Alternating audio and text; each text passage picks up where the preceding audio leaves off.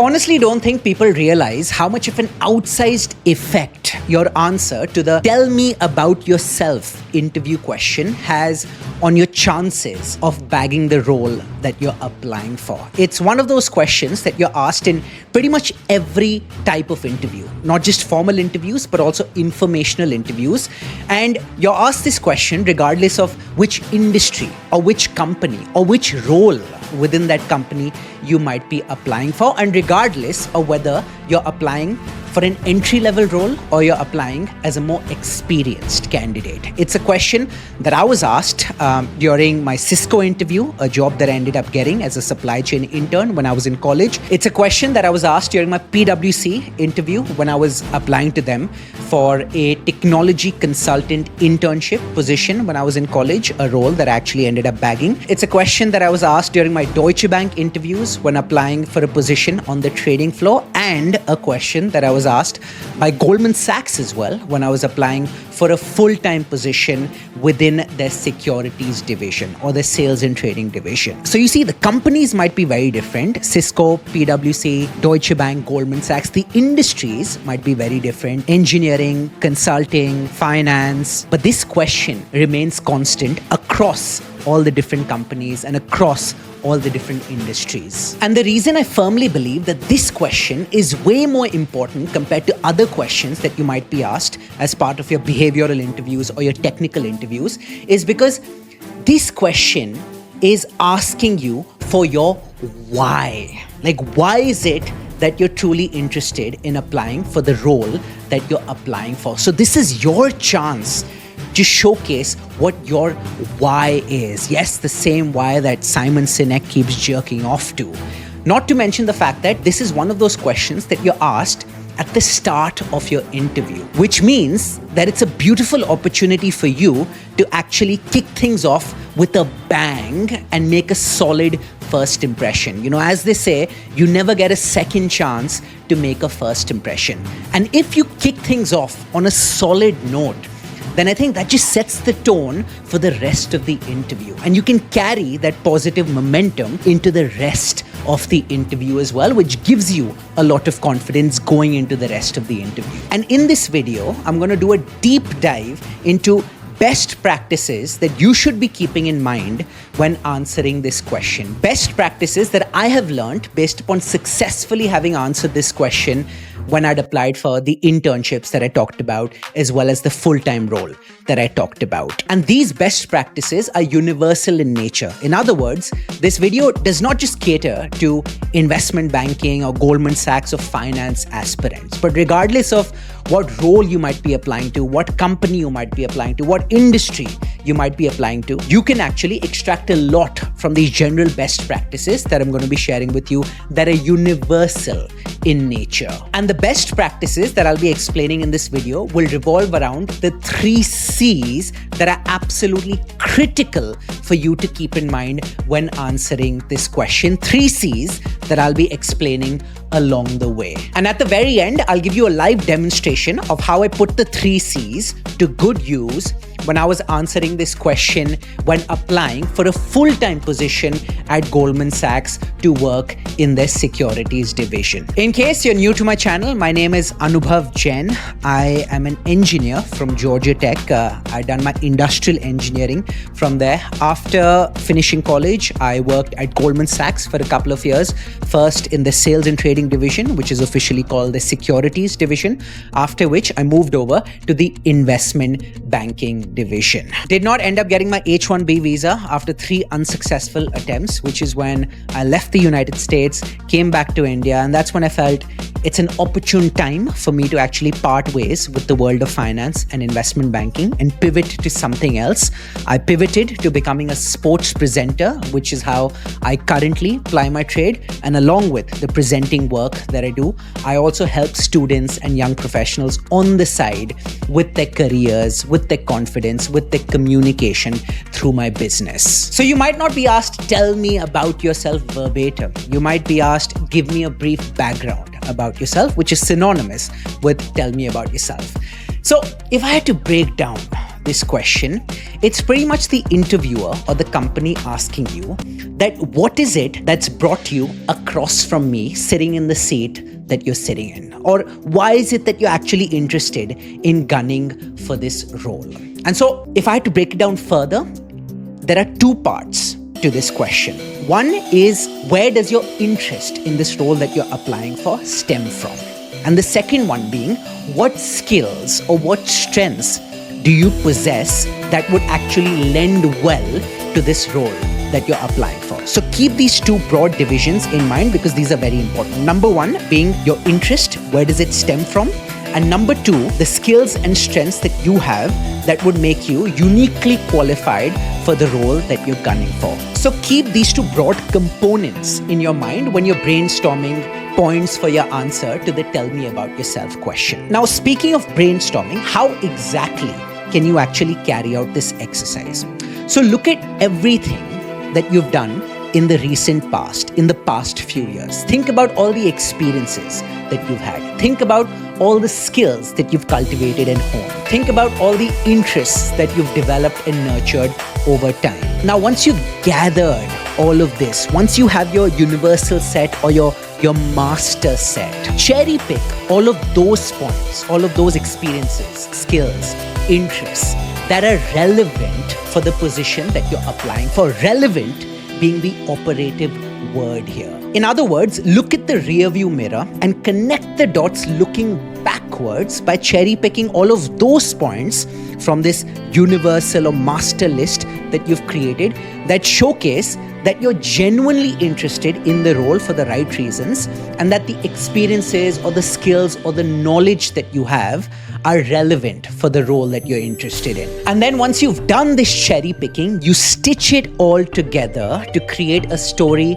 that's clear, compelling, and compact. The 3 C's that I had alluded to at the start of the video that we'll be diving into individually. So the first C being clear. Now, what exactly does clear mean? Clear here means that your story should have a logical progression. In other words, it should seem like it's an organic progression of steps that you've taken or decisions that you made along the way. Steps or decisions that make it very clear that your decision to want to break into this role is a logical one. So your story should flow and shouldn't just seem like disparate elements that are mixed together in a disorderly or haphazard manner without any logic or flow to it. The second C being compelling, which is fairly self-explanatory but worth diving into.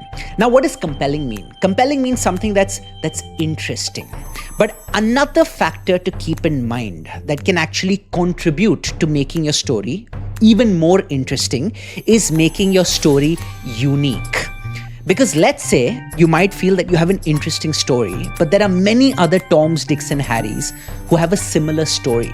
Then it's not going to help you stand out from all of those Toms, Dicks, and Harrys. So think about, how can I actually create a story that's interesting, but interesting in a unique way so that I can actually stand out from the thousands of others who are also gunning for the same competitive role that I'm applying for. And the third C being compact. Now, of course, if you're watching this, you're probably someone who's ambitious, not just type A, but type A plus in terms of personality. And you've probably achieved a lot in your personal life, in your professional life. And there are many things that you can actually boast of. But then keep in mind that you don't necessarily have to go into the granular details of everything as part of your answer to the tell me about yourself question.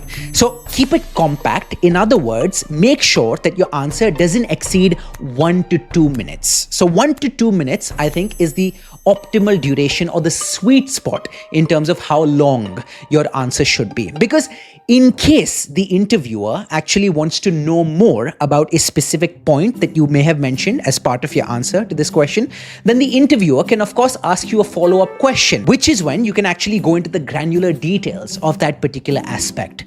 But when answering this question, make sure that you keep it 1 to 2 minutes max, just so that your story is punchy and you don't end up boring the interviewer with unnecessary details. So minimum necessary length. Just keep this mantra in your mind. So we've covered the 3 C's: clear, compelling and compact. But before we proceed to me giving you a live demonstration of the story that I had actually used when I was interviewing for a full-time role with Goldman Sachs, I ought to mention to you, please do not memorize your story. Because if you end up memorizing your story, you sound very scripted, very unnatural, and as dry as a bone. And you certainly don't want to put your interviewer off to sleep the way Karishma Mehta's podcasts put us all off to sleep. Most of your interviewers are anyway sleep deprived because of how caught up they are with work. So make sure that you actually keep them engaged and awake. Also, let's say you've memorized your story and your story is 2 minutes long.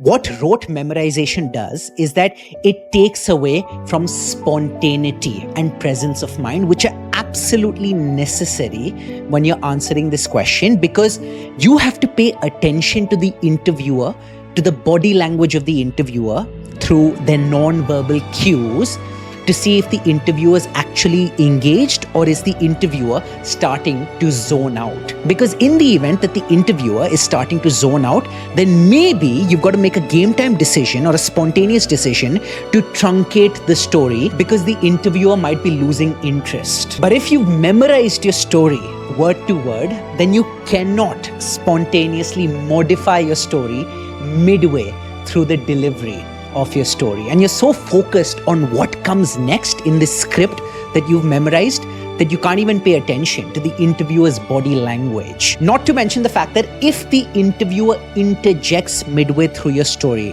let's just say to clarify something or to ask a follow-up question, if you've memorized your story, it ends up derailing you. And you don't quite know how to pick up where you left off. Because the interviewer's interjection has made you lose your train of thought, which wouldn't quite be the case if you knew your content, if you knew the elements of your story, but you were delivering it without rote memorization in a more natural and organic manner. So now that we've covered all the general and universal best practices to keep in mind when answering this question, let me now drive home all of the best practices that we've discussed so far in the video through my story. This is the story that I had narrated to Goldman Sachs when I was interviewing for a full-time position to work on Goldman's trading floor. I'm originally from Kolkata in India, and I moved to the US for the first time in 2011 when I came to Georgia Tech to pursue a bachelor's in industrial engineering.